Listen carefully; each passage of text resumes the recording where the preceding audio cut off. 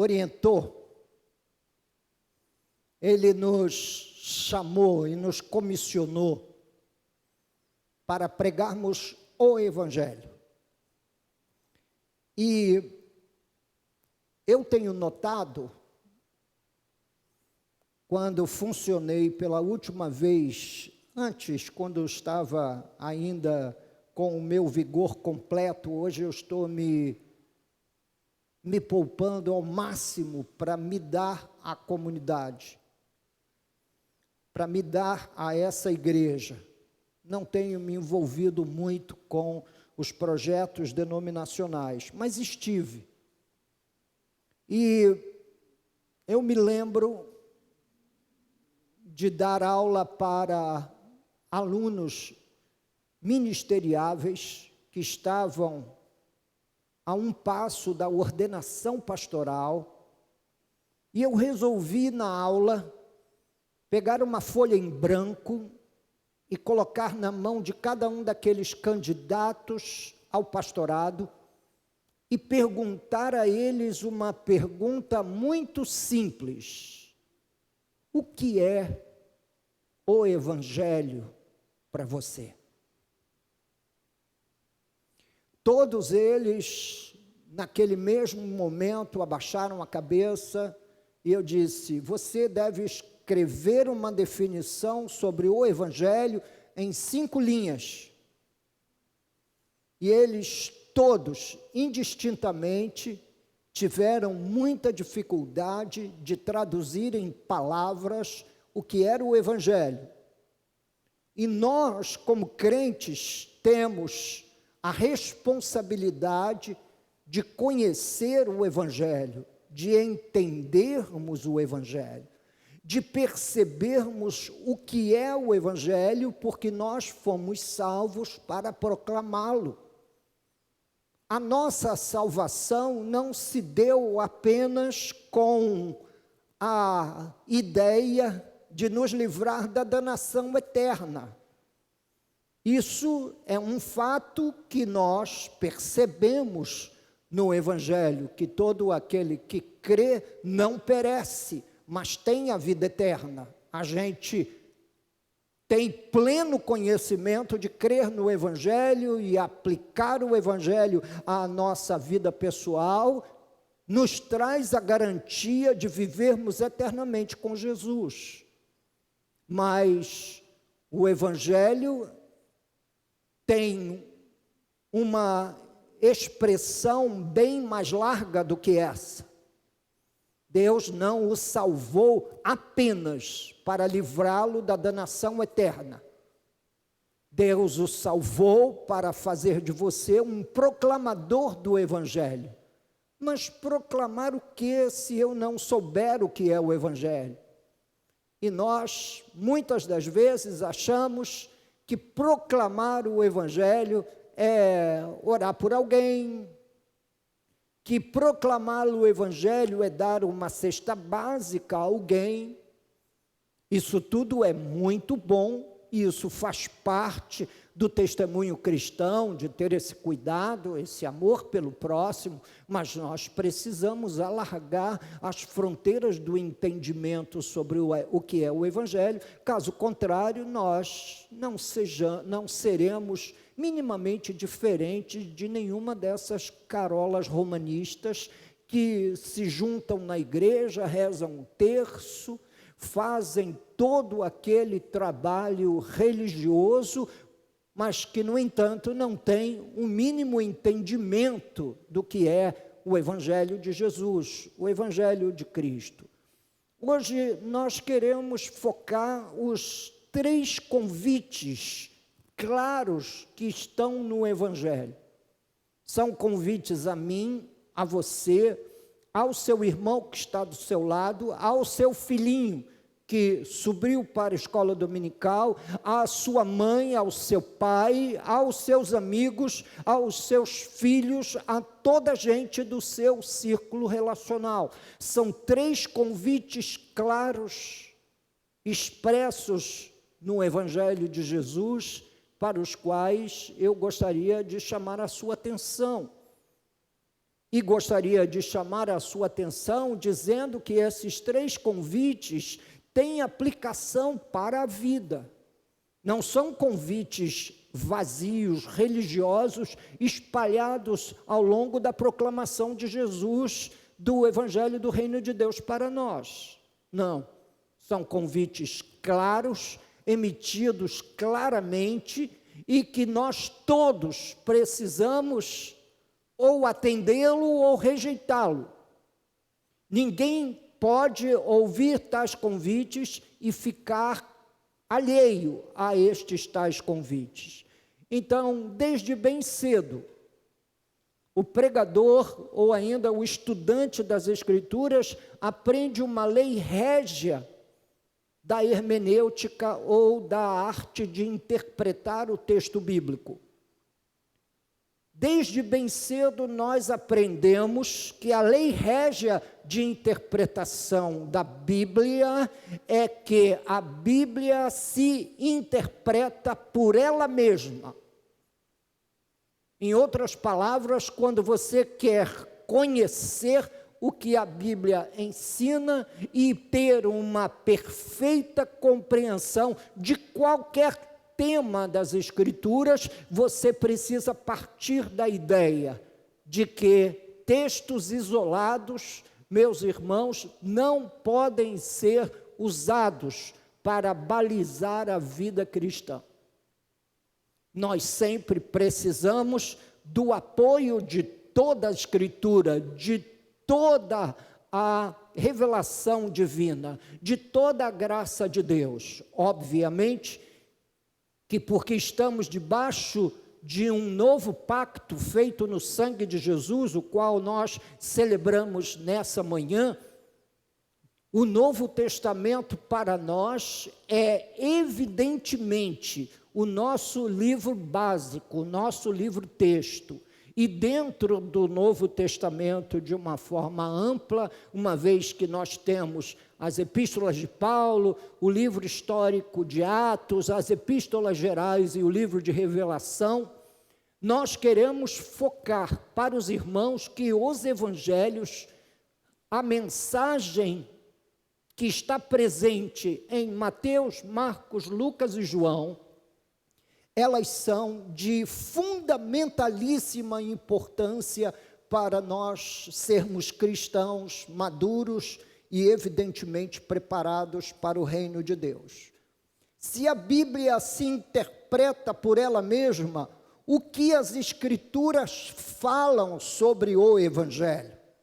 Quando as Escrituras vai definir Evangelho, como ela se pronuncia? E eu quero chamar a sua atenção para esses pontos iniciais, o que são muito importantes para você ter uma percepção de toda a série.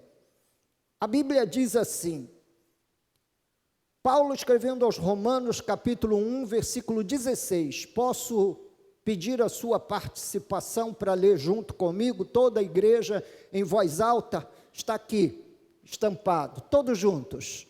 Pois não me envergonho do Evangelho, porque é o poder de Deus para a salvação de todo aquele que crê, primeiro do judeu e também do grego. Agora, preste atenção nessa parte iluminada do texto. Pode ler comigo só a parte iluminada do texto? Porque é o poder de Deus para a salvação de todo aquele que crê. Uau! Nós temos na nossa mão algo de extremamente poderoso para mudar o destino eterno das vidas humanas. O Evangelho, ele é o poder. É a partir do Evangelho que Deus salva o pecador da sua condição de perdido, e é a partir da fé no Evangelho que o povo de Deus vai sendo formado, o povo salvo de Deus, o povo que Deus libertou dos pecados. Mas o apóstolo Paulo segue a definição no verso 17. Podemos ler? Visto que a justiça de Deus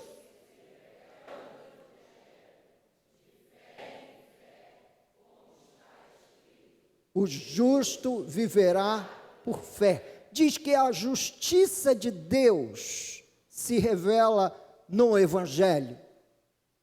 Diz que é no Evangelho que a justiça de Deus se revela. E ela se revela de uma forma muito, mas muito característica. Ela não se revela pelas obras, mas ela se revela na fé. Como está escrito, o justo viverá por fé. Nós precisamos ter fé no Evangelho para que essa justiça de Deus não seja apenas revelada, mas seja manifesta na nossa vida. O justo viverá por fé. Iluminando o texto, a justiça de Deus se revela no Evangelho. Tomando os 2 versículos, o verso 16 e 17, o Evangelho é o poder de Deus para a salvação de todo aquele que crê, e o próprio Deus revela a sua justiça no Evangelho, dizendo que todo aquele que crer no Evangelho é justificado, é coberto por uma justiça que não é sua. Isso não é através das obras, isso não é através de nenhum tipo de rito, isso é a partir da fé. Você é justificado. Comparecerá diante de Deus um pecador justificado, cujos pecados foi removido, cuja culpa foi retirada. É sobre isso que o Evangelho fala, é sobre isso que se trata a salvação do pecador, o poder de Deus para manifestar salvação ao pecador. Portanto, quando a gente quer conhecer a Bíblia, a gente usa dessa lei régia da interpretação do texto sagrado, aplicando ao texto outros textos para percebermos o que Deus tem realmente para falar conosco nesse cenário. E outra vez eu digo, é de fé em fé. Ter fé não é otimismo. As pessoas às vezes fazem uma grande confusão entre fé e otimismo. Eu conheci muitas pessoas otimistas. É muito bom estar acompanhado de gente que tem uma postura um tanto quanto mais positiva para a vida, mas isso não é fé. Nós temos o hábito de errar, entendendo que essa autoconfissão é fé. Não. Fé é nós lermos o que diz as Escrituras e confiarmos no que foi feito em nosso lugar. Fé é quando você lê o que ensina a palavra de Deus e coloca isso em prática evidente na sua vida. Isso é fé. Quando você traz da teoria para a prática os elementos vivos da vida espiritual. Portanto, quando alguma pessoa diz, eu determino, que essa é um dos aleijões da fé evangélica nos nossos dias. Você encontrar uma série de crentes dizendo, eu não aceito isso, eu não aceito aquilo, como se quem estivesse sentado no trono fosse o seu ego e não o Deus Todo-Poderoso. É importante colocar fé no Evangelho. A fé na narrativa do Evangelho o justifica. E o que diz a narrativa do Evangelho? Nas entrelinhas ela diz que você nasce no pecado. Que você por natureza é um filho da ira. Que você por natureza mereceria o juízo do eterno Deus. Porém, Deus, na sua infinita misericórdia, atravessa o seu caminho e oferece na cruz do Calvário, uma vez e para todo sempre, o seu único filho para morrer em seu lugar. Ele ressuscita ao terceiro dia, como sendo, de fato, como ele verdadeiramente é, o Senhor da vida e da morte. Ressuscita ao terceiro dia e compra para você gratuitamente o lugar na eternidade.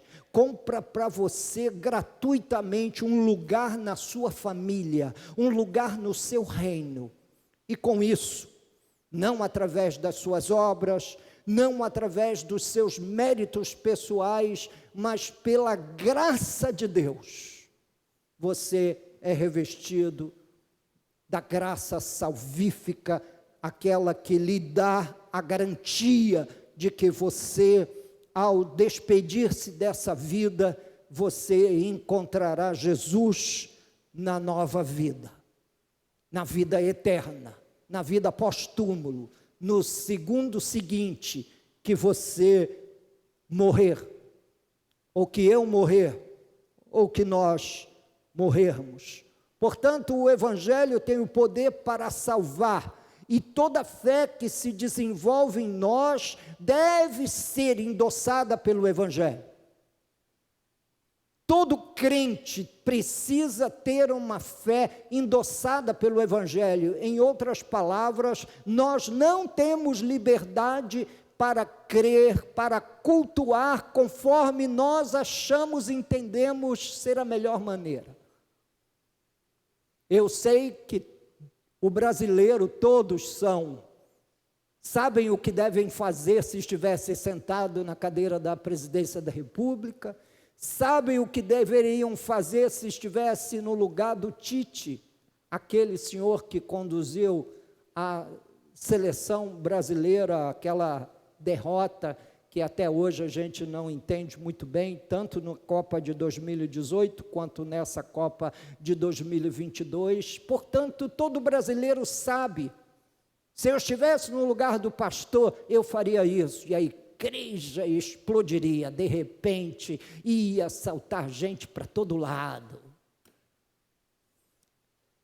Nós também acreditamos que podemos fazer a igreja ao nosso feitio, quando na verdade não, nós estamos presos pelas cordas de amor do Evangelho e temos, pela graça de Deus, a habilidade ofertada pelo seu Santo Espírito, através da graça que se manifesta no meio da igreja pelos dons. E com isso nós temos gente ensinando na escola bíblica dominical, gente cantando, louvando a Deus, gente ensinando do púlpito, outros ainda nos dando toda a garantia de um trabalho bem feito, ensinando extra culto, outras classes. Nós temos as famílias educando seus filhos a nível pessoal. E nós temos normas que são ensinadas nas Escrituras que devem reger o culto e a vida. Portanto, nós não somos livres para fazermos o que queremos. Na verdade, nós fomos livres do pecado e hoje somos escravos de Cristo. Somos escravos de Jesus. Nós estamos aqui, a partir do dia em que nos convertemos, para fazer exclusivamente a vontade de Jesus, não a do irmão, não a da irmã. Não há um modelo imaginário de comunidade ou um modelo imaginário de vida. Não, eu já tenho ouvido muitas vezes as pessoas dizerem: eu sirvo a Deus da maneira como eu percebo. Eu quero servir a Deus do meu jeito, pastor.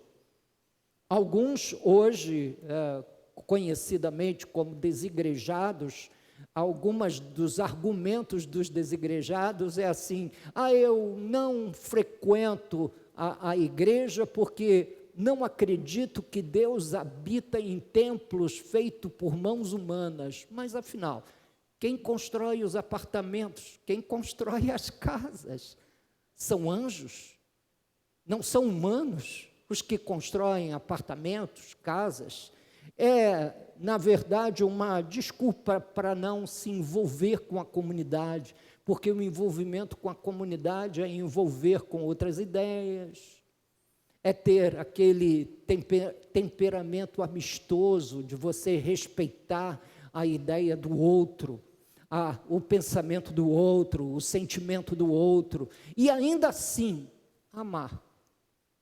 Porque, na verdade, Deus não nos chamou a amar ideias, Deus nos chamou para amar pessoas, não ideias. Então, tenha você a ideia que você tiver. Eu não fui chamado para amar as suas ideias, e nem as minhas, porque o mundo viveu bem esses 20 séculos de cristianismo sem a influência das minhas ideias. Portanto, nós precisamos nos concentrar na única ideia poderosa para salvar o pecador, a ideia do Evangelho, a ideia da cruz. Portanto, o Evangelho também é a obra de Jesus, seus ensinos, seu sacrifício na cruz, sua ressurreição, tudo isso junto e misturado, podem ser chamados de o coração do Evangelho. O que Jesus ensinou, como Jesus fez seus discípulos, como Jesus orientou um grupo de 12 homens, cheios de limitação, cujas escrituras disseram: estes que transtornaram o mundo estão entre nós. Foi assim que Paulo e Silas foram recebidos em Tessalônica. Os que transtornaram o mundo. Portanto, estes homens, apóstolos, que ficaram expostos aos simples ensinamentos de Jesus, podem transformar o mundo. Imagine que você prova do poder que pode transformar e transtornar o mundo em que vivemos. Não é nenhuma logia, não é nenhum ismo que é capaz de transformar a sociedade, os povos, as nações, mas o Evangelho. O Evangelho pode mudar, o Evangelho pode transformar corações e vidas. Ao longo dessa série, nós vamos expor detalhes do ensino de Cristo para a sua alegria. E nesse contexto humano de inúmeras tristezas, nós precisamos ouvir essas novas de grande alegria, sempre sendo pregadas ao nosso coração, porque nós podemos nos alegrar no fato de que Deus nos outorgou o Evangelho. Nós vamos falar hoje sobre os 3 convites do Evangelho, e eu espero poder terminar a tempo. Caso não termine a tempo, nós colocamos um ponto parágrafo e reiniciamos no domingo seguinte. Nós não temos pressa alguma para esgotar todo o conteúdo do Evangelho num único sermão. O primeiro convite é o convite ao alívio. Nós pregamos esse final de ano mostrando aos irmãos no culto de Natal que 98% dos brasileiros entrevistados disseram estar cansados. Eu acho que se eu perguntasse ao Dr. Rodrigo para ele fazer uma pesquisa para mim lá no seu consultório, de qual é a maior reclamação dos seus pacientes, certamente que seria o cansaço. Estou cansado. Mas é interessante que não é o cansaço que uma noite de sono é capaz de curar. Não. Não é sobre esse cansaço que as pessoas reclamam. Elas reclamam do enfado da vida, do tédio, do peso que é arrastar esse enorme fardo ao longo da vida, onde você se sente entediado. Ou então você já deve ter ouvido o seu adolescente dizer em casa: poxa, não tenho nada para fazer. Imagine, você tem milhões de coisas para fazer e ele diz, ou ela diz: eu não tenho nada para fazer. Puxa, como eu gostaria de ir para tal lugar, assim, para fazer isso, para fazer aquilo. A verdade é que o primeiro convite do Evangelho é o convite ao alívio. Jesus disse: vinde a mim, todos os que estáis cansados e sobrecarregados, e eu... Quer dizer, não é que você chega com as planilhas da sua empresa diante de Deus em oração e sai dali com todas as planilhas feitas. Não.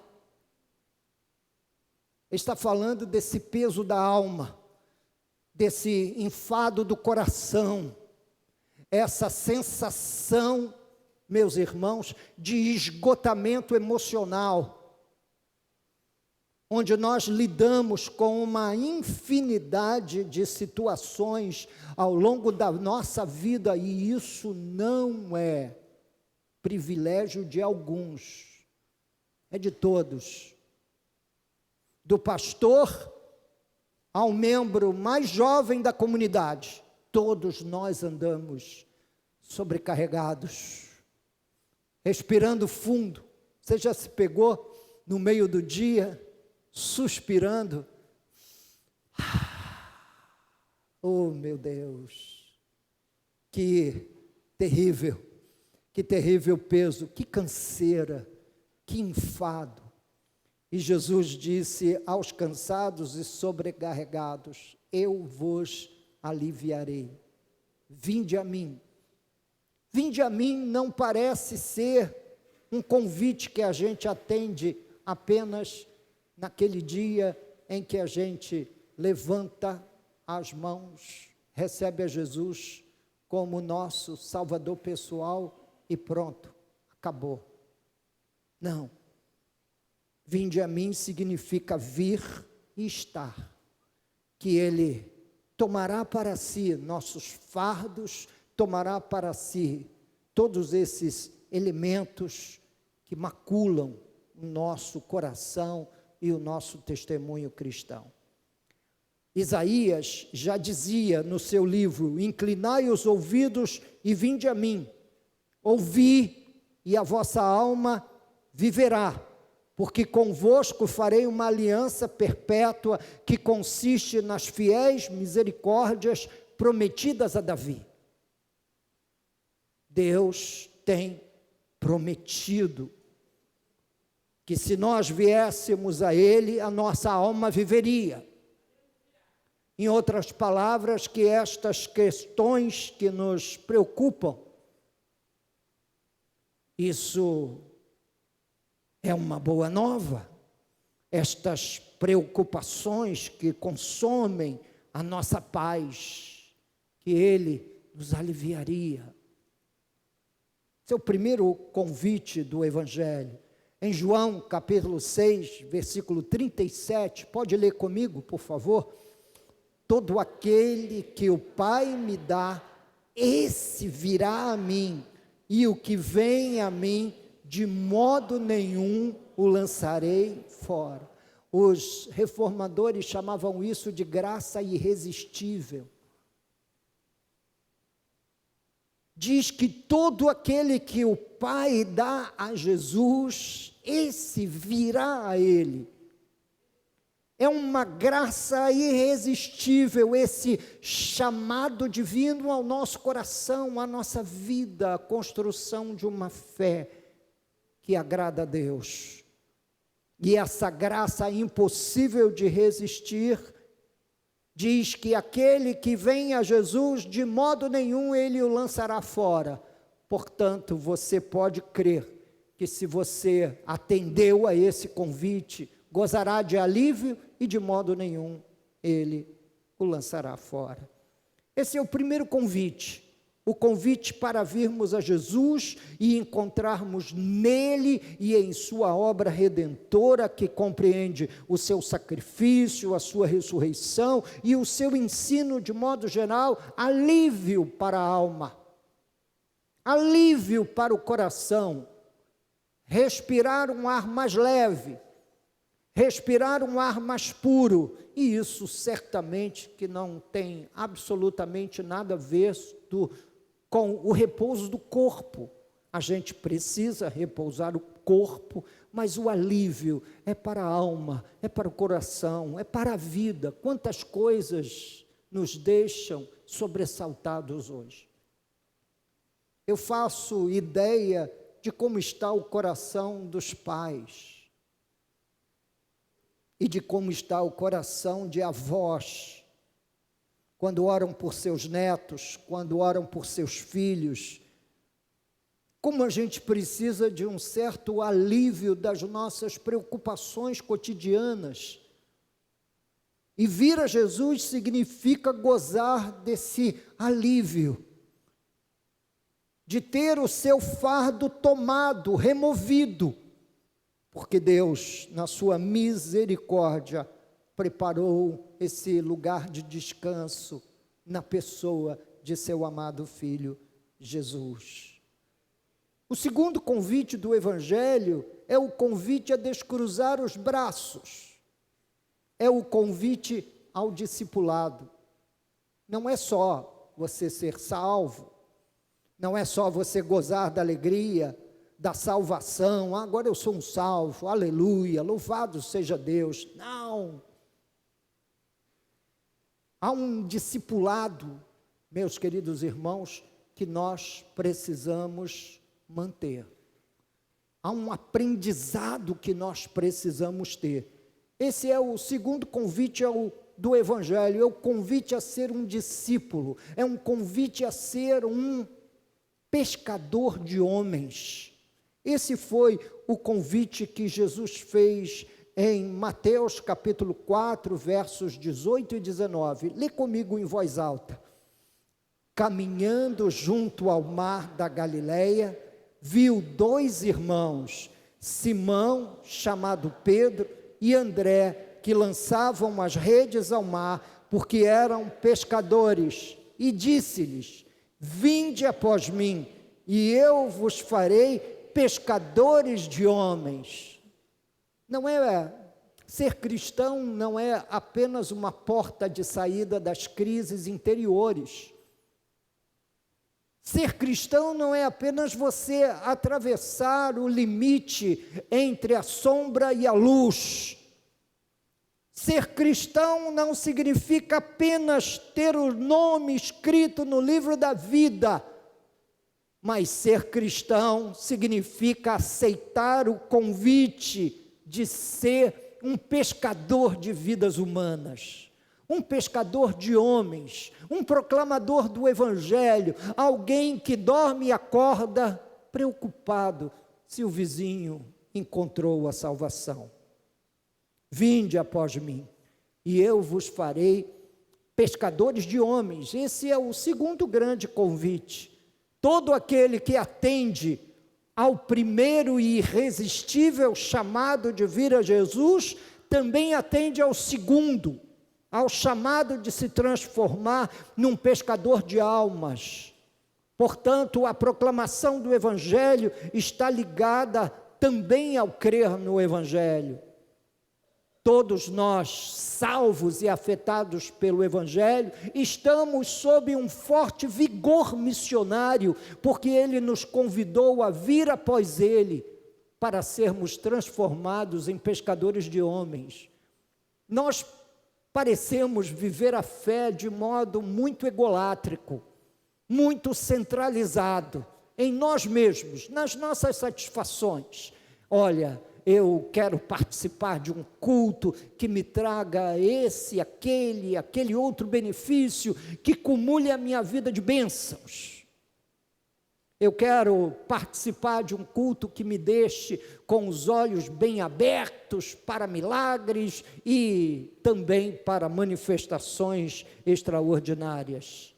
Mas quando a gente fala que ser cristão está ligado ao convite de atender, vir após Jesus e se transformar num pescador de homens, em alguém que tem no seu coração a preocupação com a salvação de pessoas que vivem tão perto, de seres humanos que acordam às vezes e vão dormir debaixo do nosso teto, de gente que a gente cumprimenta todo dia quando vai trabalhar. Bom dia, boa tarde, boa noite. Gente que a gente está sempre cruzando, falando, trocando uma ideia, o verdureiro da feira, o vendedor de ovos do galinheiro, o açougueiro que te serve agora muito esporadicamente um bife aqui, outro lá, porque a carne ficou a um preço proibitivo. A verdade é que nós fomos salvos para proclamar o Evangelho a toda criatura. Fomos salvos para levar Jesus àqueles que andam vagando perdidos pelo vale da sombra da morte. A missão toca toda a gente. A missão toca a nossa família, a missão toca nossos amigos, a missão toca nossos vizinhos. O chamado nem sempre é o de atravessar o oceano. Nós sempre oramos, ainda passamos essa semana de oração orando pelos missionários que estão embrenhados em matas fechadas, em selvas. Oramos pelos missionários nas regiões ribeirinhas do Amazonas. Mas às vezes a missão está no atravessar a rua, ou ainda a missão está ao nosso lado, viajando conosco no mesmo ônibus, no mesmo trem, sentado conosco numa mesa à nossa frente, na repartição, no escritório, segurando uma peça para que a gente pregue, parafuse. A missão está no outro. Talvez essa seja uma das mensagens mais difíceis do ser humano desse século 21 perceber. Porque o ser humano desse século 21 talvez seja o mais centrado em si mesmo. Eu tinha um amigo na juventude, que embora não fosse da mesma geração, e quando ele soube que eu havia recebido o Evangelho, a primeira coisa que eu fiz foi falar-lhe de Jesus, foi chegar perto dele e dizer: olha, Jesus quer salvar você, Jesus quer transformar a sua vida, Jesus quer agir na sua vida. E ele disse: você não quer saber, eu sou crente há muitos anos. Eu disse: mas você é crente? Pois um agente secreto convivendo comigo aqui na rua, que nunca falou nada. Não é? Era meu amigo, era amigo do Juarez também. E eu disse: mas por que você nunca falou nada para mim? Porque a gente não soube disso. Não, porque a salvação é individual, cada um cuida da sua. Eu disse: não, a salvação não é individual, no sentido de ser uma graça individualista. Não, a salvação é pessoal, no sentido de que Deus o chama e o convoca pelo nome. Mas não é uma graça individualista para você viver sozinho, como se fosse um agente secreto, ninguém sabe, ninguém conhece, você é um verdadeiro 007 da fé. Não é isso. Portanto, o segundo convite do Evangelho é o convite a sermos proclamadores do Evangelho, a sermos ganhadores de almas. O terceiro e último convite, meus irmãos, é o convite à união eterna com Jesus. É que nós não fomos salvos para ficarmos eternamente vagando sozinhos, aquele indivíduo sob duas pernas, num mundo de Deus. Não. Você foi convidado a uma união eterna. A Bíblia descreve esse convite numa parábola, para a qual eu gostaria de convidá-los à leitura. Abra comigo sua Bíblia no capítulo 22 de Mateus. Mateus, capítulo 22. Mateus 22, versos de 1 ao 14. A parábola das bodas. Observe o convite e a reação dos convidados. De novo, entrou Jesus a falar por parábolas, dizendo-lhes: o reino de Deus é semelhante a um rei que celebrou as bodas do seu filho. E então enviou seus servos a chamar os convidados para as bodas, mas estes não quiseram vir. Enviou ainda outros servos com esta ordem: dizei aos convidados: eis que já preparei o meu banquete, os meus bois e cevados já foram abatidos, e tudo está pronto, vinde para as bodas. Eles, porém, não se importaram, e se foram, um para o seu campo, outro para o seu negócio, e outros, agarrando os servos, os maltrataram e mataram. O rei ficou irado, e enviando as suas tropas, exterminou aqueles assassinos e lhes incendiou a cidade. Então disse aos seus servos: está pronta a festa, mas os convidados não eram dignos. E depois para as encruzilhadas dos caminhos, e convidai para as bodas a quantos encontrardes.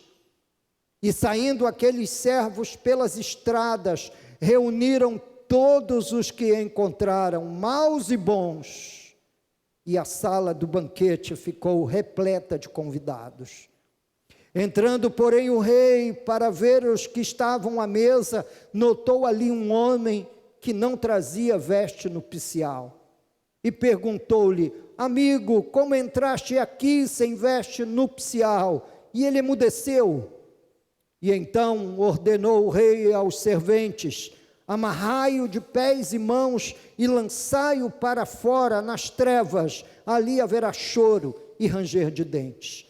Porque muitos são chamados, mas poucos os escolhidos. Eu gostaria de lembrar-lhes desse texto alguns versículos, antes de enviar-lhes para casa nessa manhã. Primeiro, versículo 3, diz que o rei enviou seus servos a chamar os convidados para as bodas, mas estes não quiseram vir. Nós nada podemos fazer com aqueles que não têm a sensibilidade de entender a preciosidade do convite de partilhar eternamente de um banquete com o rei e o seu filho. Nós não podemos fazer nada com os que não querem, mas precisamos insistir com eles no convite.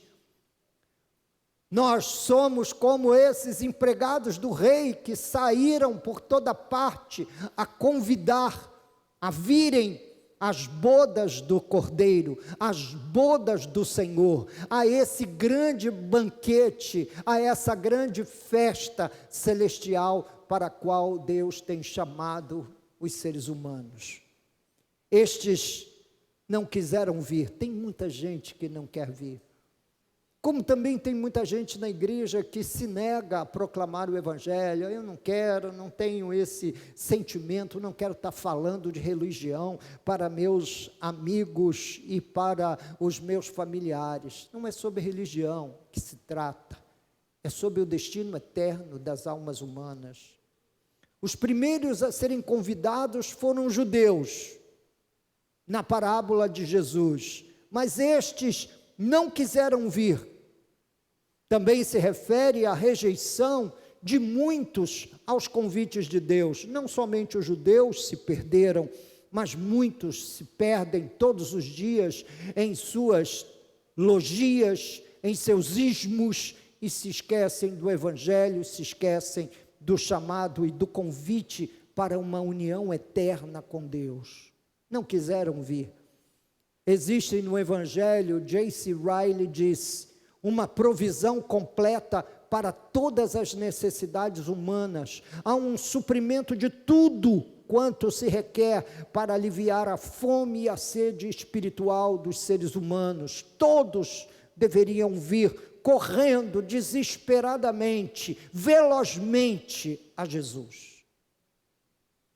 Mas, como os da parábola dizem, não, eu tenho um negócio mais importante.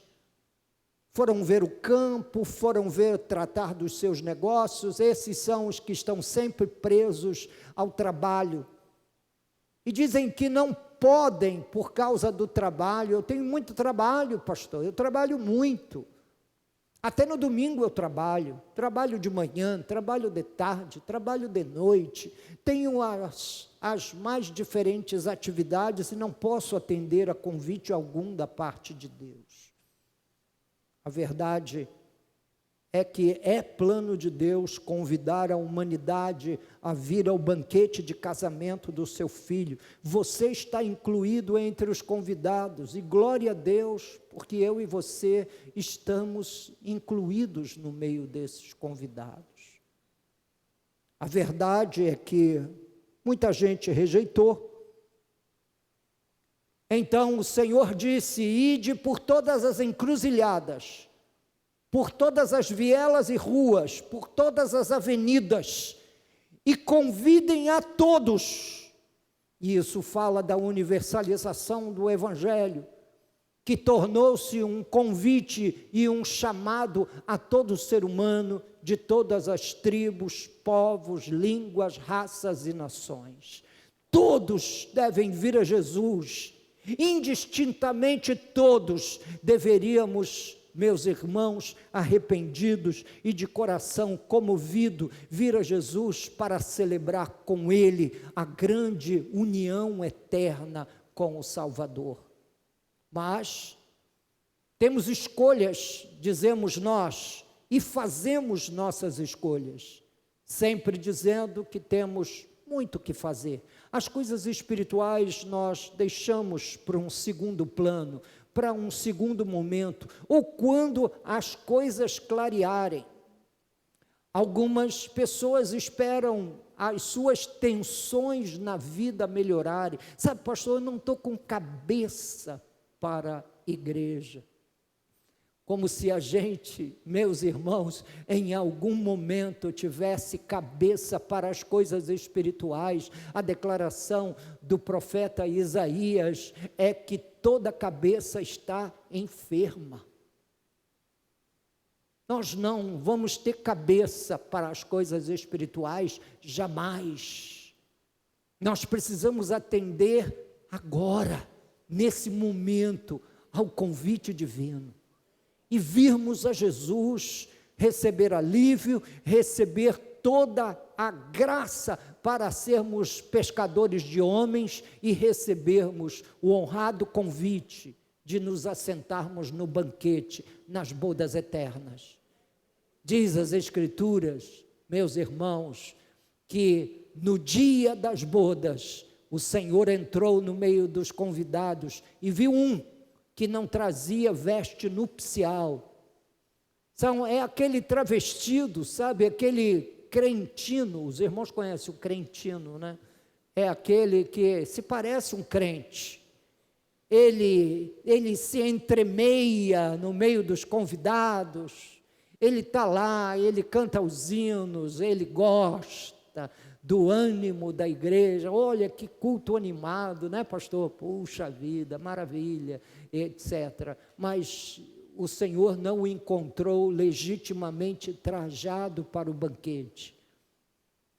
Mais uma vez, Judas falando desses, dizem que são nuvens sem água, impelida pelo vento. Diz que são como ondas que fazem mover a sujidade do fundo do mar, mas que nunca, de fato, se achega legitimamente ao Senhor. Não seja um convidado mal vestido. Seja um crente. Você está no início desse ano.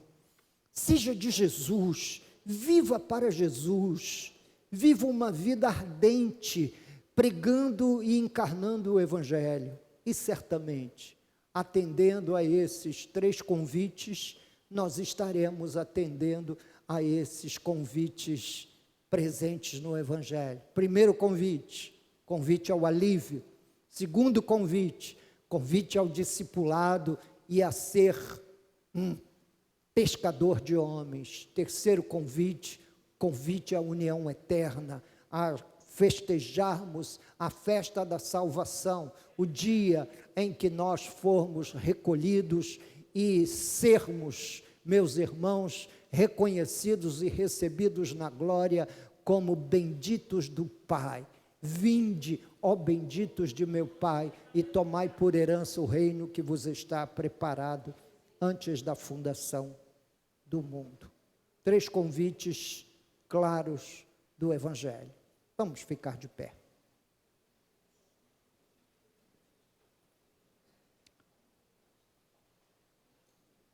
Ó Deus,